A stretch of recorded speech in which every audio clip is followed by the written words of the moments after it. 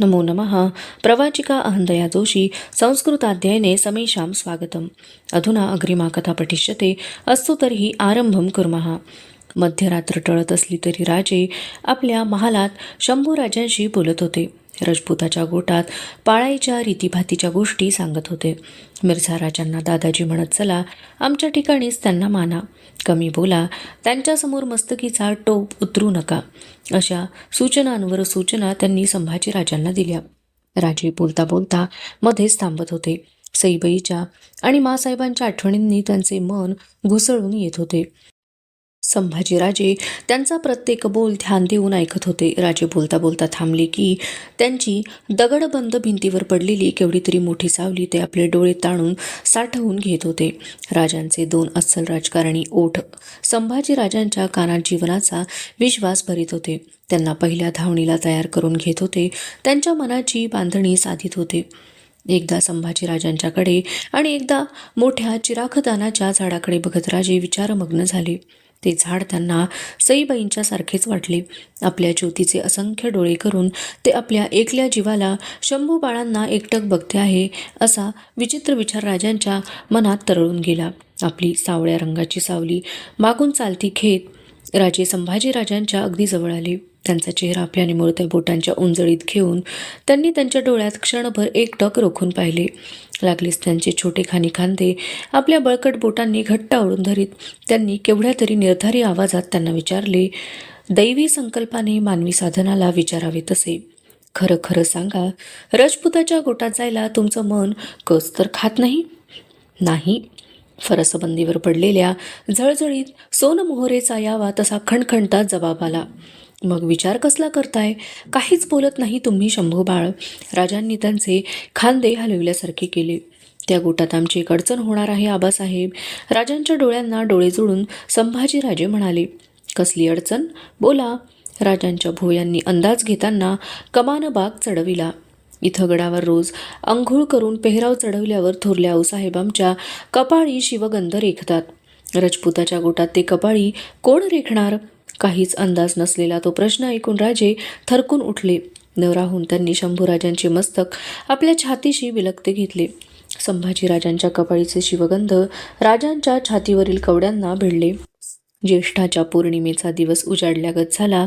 पावसाळी ढगांची शिबंदी आभाळात तळ ठोकून पडल्यामुळे उजाडले तरी तसे वाटत नव्हते. आज संभाजीराजे नेताजीराव पालकरांच्या सोबतीने गड उतरणार होते. उग्रसेन शंभूराजांना घेऊन जाणार होता. सगळ्या गडावर एक विचित्र कोंदटलेपण पसरले होते. पहाट स्नान केलेल्या संभाजीराजांनी अंगावर खास ठेवणीतला पेहराव घेतला. जरी कोयरीचा निळा शार जामा आणि गडद केशरी टोप असा राजांच्या सारखा तो पेहराव होता. कमरेला छोटेखानी जमदाडीचे बंद आवळले होते.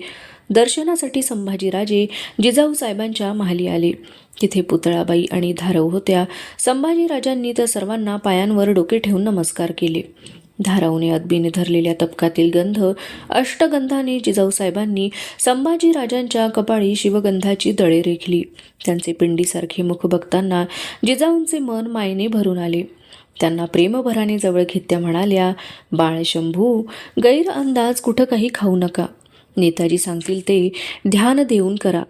जिजाऊंना पुढे काही बोलवलेच नाही. धाराऊकडे बघत त्या म्हणाल्या, धाराऊ, बाळराजांच्या न्याहारीचा थाळा जोडून आणा. जी म्हणत ती निघून गेली.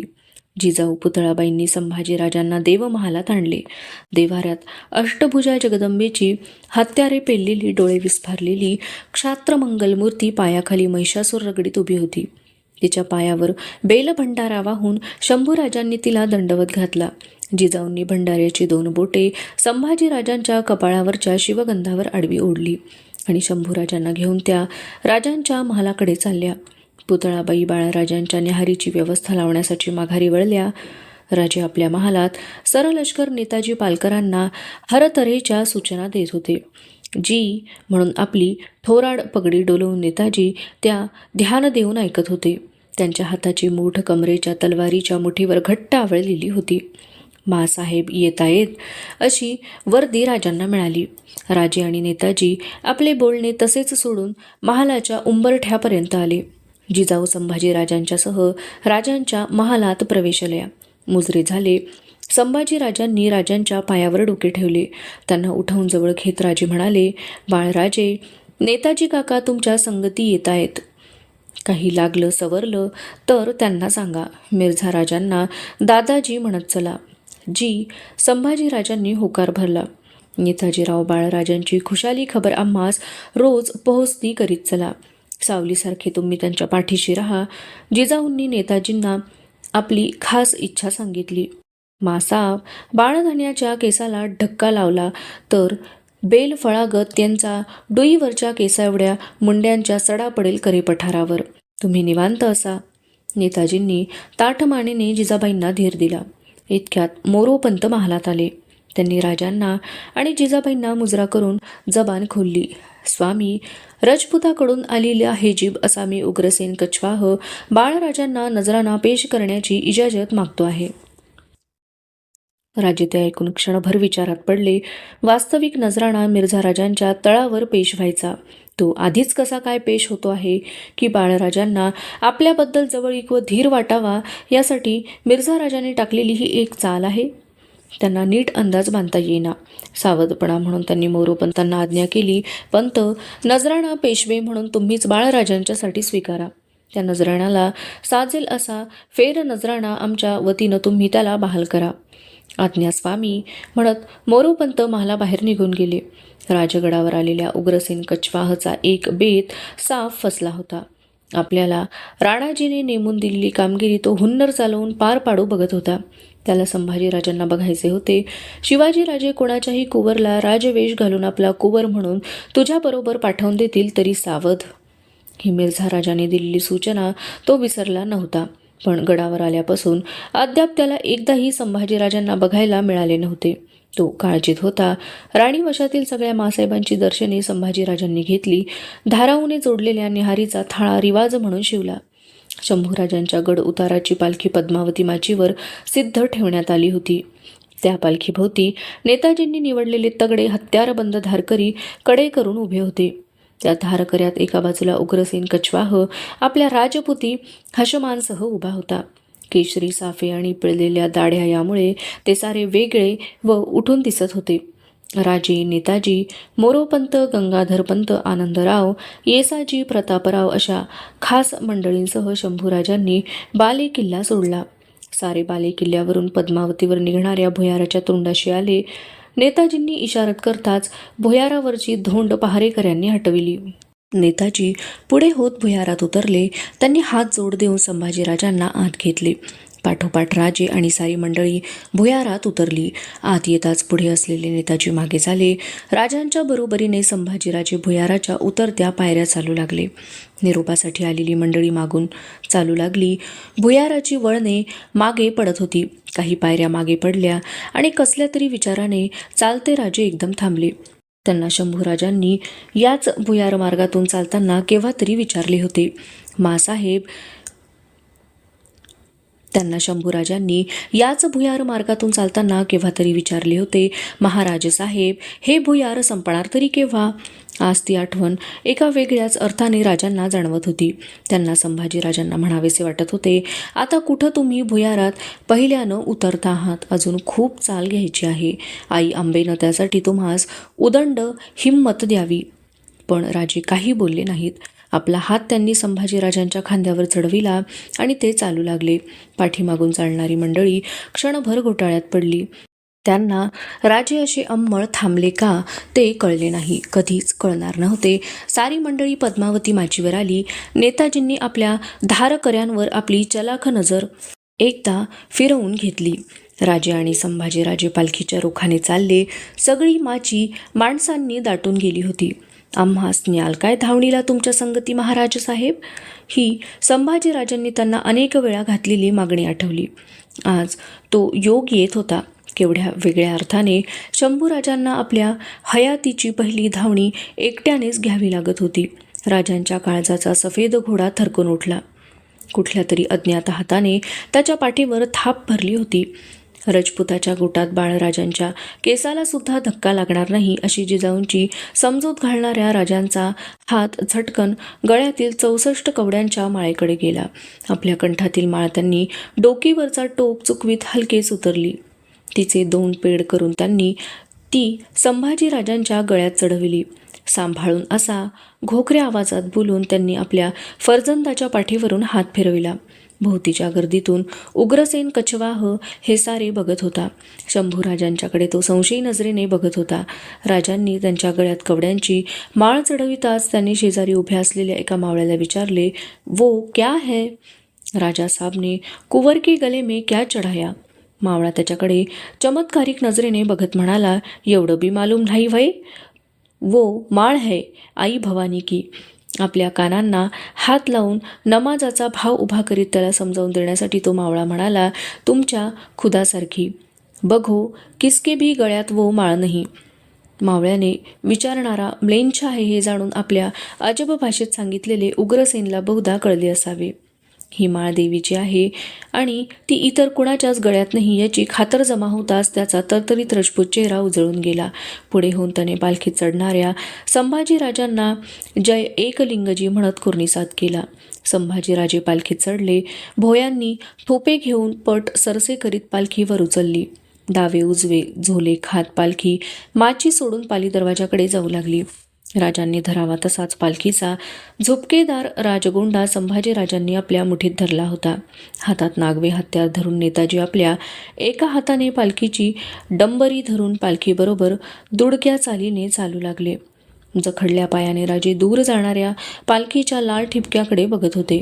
त्यांच्या मनात विचारांची अनेक हत्यारे एकमेकांवर आदळीत होती. बरड असली तरी पुण्याची स्वतंत्र जहागिरी देऊन आपल्या महाराज साहेबांनी बंगळुरूहून आम्हास इकडं धाडलं आणि आम्ही मात्र तुम्हास गनिमाची मनसब स्वीकारण्यासाठी तिकडं धाडतो आहोत. उपजलात आणि धाराऊच्या वरच्या दुधावर अंग धरण्याची पाळी तुमच्यावर आली. आज राजकारणात उतरता आहात आणि औरंगशाच्या उसन्या मनसबीचा स्वीकार तुम्हाला करावा लागतो आहे. ज्या तुमच्यासाठी आणि आमचा जीव गहाण टाकावा तेच तुम्ही आमच्यासाठी या दौलतीसाठी जमान म्हणून जात आहात. खरंच शंभूराजे, आप्तगणांकडून तुम्ही किती नाडले जाणार. सई यांना आमच्या हवाली करताना तुम्ही म्हणालात की हे एकले जीव. आमच्या त्यावेळी हे ध्यानी आलं नाही की राजा एकला कधीच नसतो. गड उतरंड उतरणारा पालखीचा लाल ठिपका बघताना प्रतापगडावर भवानीचा पोत नाचवणारे संभाजीराजे राजांना आठवले.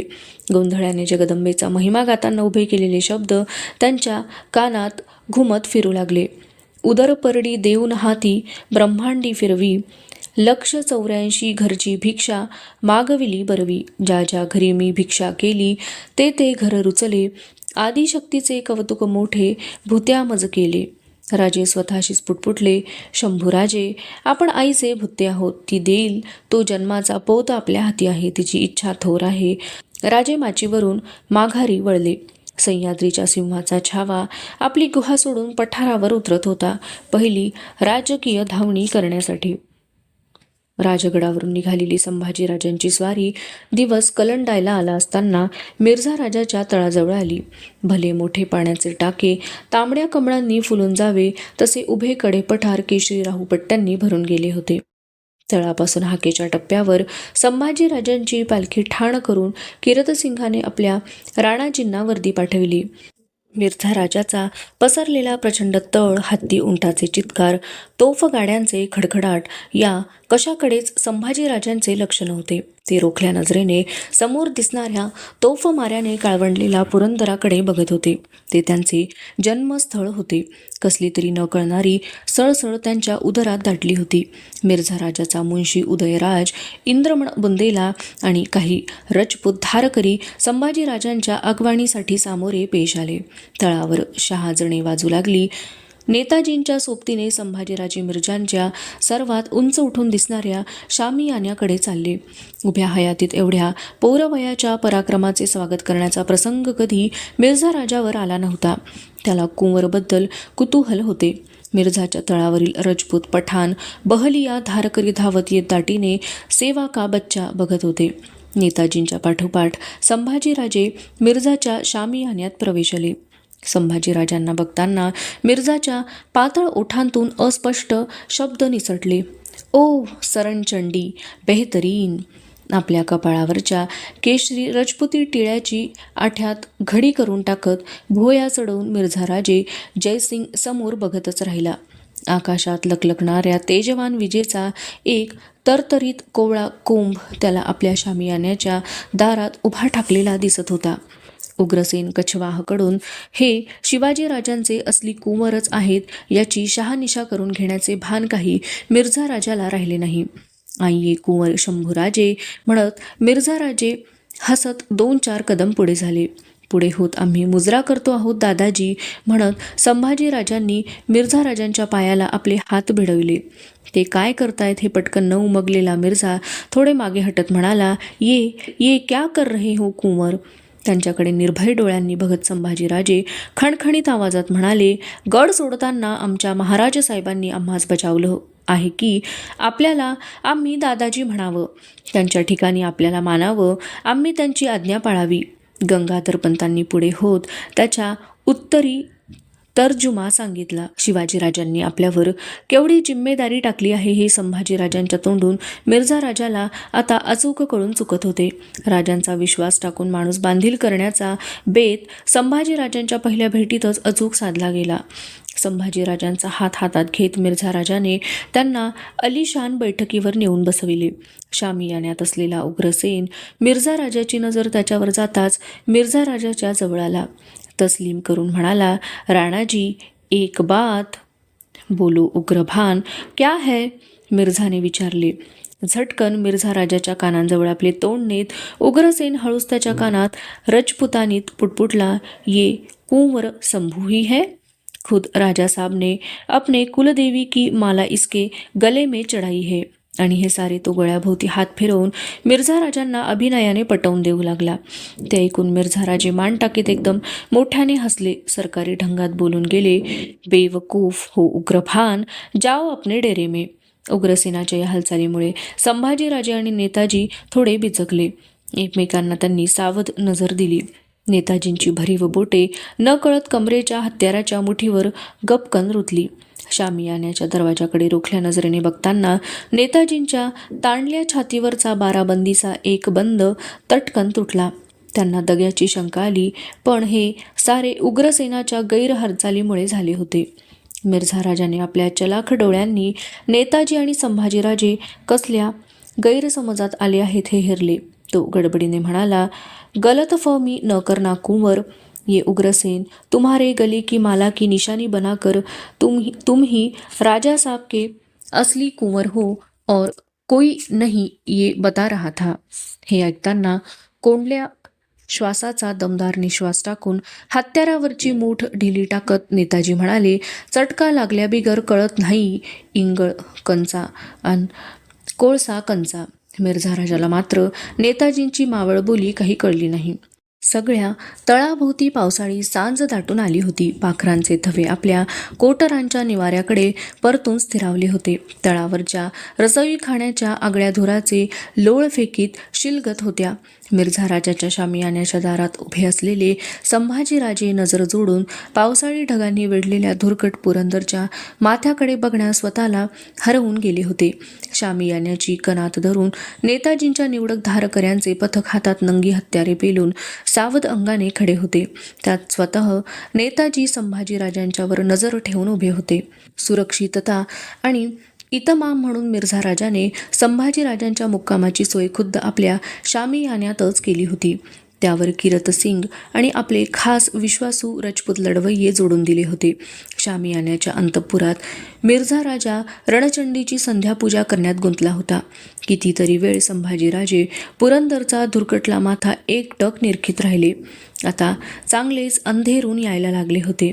एकसारखी चुळबुळ करणारे नेताजी पुढे झाले. संभाजीराजांना मुजरा करून म्हणाले, किन्नाटीचं आता बाळराजांनी आज चलावं, बाहेर उभं राहू नये. कसली तरी साखळी तुटल्यासारखे संभाजीराजे भानावर आले. नेताजींच्या थोराड पगडीकडे बघत म्हणाले, नेताजी काका, हा गड आम्हास जणू साद घालतोय. त्याच्यावरची नजर काढू नये असंच वाटतंय. छातीत खळबळ माजते. पगडी डोलवीत नेताजी म्हणाले, बराबर हाय बाळधनी, माणूस जिथं उपासतं ती जागा त्याला साधच घालती. तुम्ही या गडावर उपजला, म्याच किल्लेदार होतो त्या वक्ताला. मायसाहेबांनी लई गर्दी उडवली होती तुमचं पहिलं बाळरड ऐकून. आता ह्यो गड पठाणाच्या कब्जात हाय, नाहीतर दावला असता थोरल्या राणीसाहेबांचा महाल तुम्हासनी एकडाव. ते तगडे रांगडे मन हे बोलताना दाटले होते.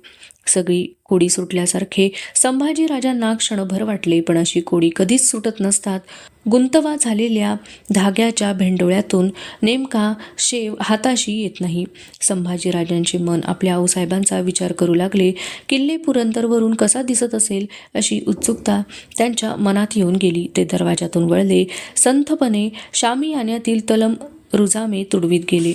संभाजीराजांच्यासह रात्रीचा खाना एका पंक्तीने उरकून शामियान्याच्या ख्वाबगारात मिर्झाराजे आपल्या मंचकावरच्या मऊ बिछायतीवर लेटले होते. मावळतीच्या बाजूला एका शिसवी मंचकाच्या बिछायतीवर संभाजीराजे पडून होते.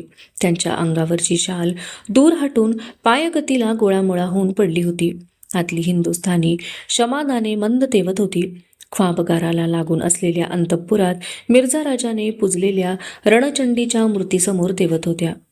शामियान्याच्या सगळ्या घेराभोवती मावळे धारकरी आणि रजपूत हाशम यांचा छबिन्याचा जोड पहारा नागव्या तलवारी पेलून जागत्या डोळ्यांनी फिरत होता. आपल्या जाड मावळी पायताणांची कुरकुर उठवीत हातात नंगी तेग धरून खासे नेताजी त्या पहाऱ्यावर नजर ठेवीत फिरत होते. तळावर जागजागी आकट्या पेटल्या होत्या. मधूनच त्यातील बाभळीच्या गाठी पेटता पेटता फाटकन फुटत होत्या. त्यामुळे फवारलेल्या ठिणग्यांचा आकटीभोवती सडाच पडत होता. समोर टाकलेल्या गवताच्या पेंढ्या सोंडेने झटकून नीट मुंगी रहित करून मगच घशात जोडताना हत्तींच्या गळ्यातील घंटांचे उठणारे घुमारे नाद तळावर पसरत होते. बैठक घेतलेले उंट माना ठेवून मिटल्या डोळ्यांनी रवंथ करीत होते. त्यांच्या ओठाळीतून फेसाच्या तारा तरंगत होत्या. लीद टाकलेली घोडी असंख्य शेपट्या चाळवीत उभ्या उभ्या झिंगत होती. तळावर शांत रात्र उतरली होती. आपल्या बिछायतीवर संभाजीराजे मात्र तळमळत होते. एकसारखी कूस पालटत होते. थोरल्या मासाहेबांचा मायेचा हात पाठीवर घेऊन बिनघोर झोपण्याची सवय असलेले संभाजीराजे बेचैन होते. लेटत्या लेटल्या त्यांची घालमेल निरखणारा मिर्झाराजे आपल्या मंचकावरून उठला. किमोश उतरून ठेवल्यामुळे त्याचे रुपेरी केस क्षमादानांच्या प्रकाशात लकलकले. संभाजीराजांच्या मंचकाजवळ येत त्याने आपला हिरेजडीत अंगठ्या असलेला हात संभाजीराजांच्या पाठीवर ठेवला. त्या स्पर्शाने शंभूराजे दचकून उठले. मिर्झाराजाच्या पांढऱ्या सफेद केसांकडे बघू लागले. कुंवर, तुम्हें नींद नहीं आती? जगह बदल गई कि नींद हजम होती है. आओ हमारे बिस्तर पर लेट जाओ, डरो मत. मिर्झाराजाने त्यांचा हात धरून त्यांना मंचकावरून उतरते केले. हळूवारपणे आपल्या मंचकाजवळ आणले.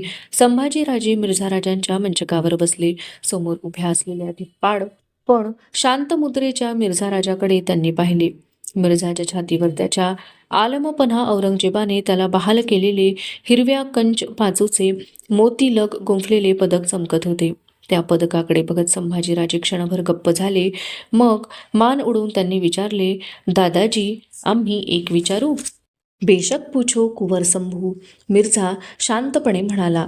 आमचे आबासाहेब म्हणाले की तुम्ही रजपूत आहात आणि आम्हीही रजपूत आहोत. मग मग तुमच्या गळ्यात भवानीच्या कवड्यांची माळ का नाही?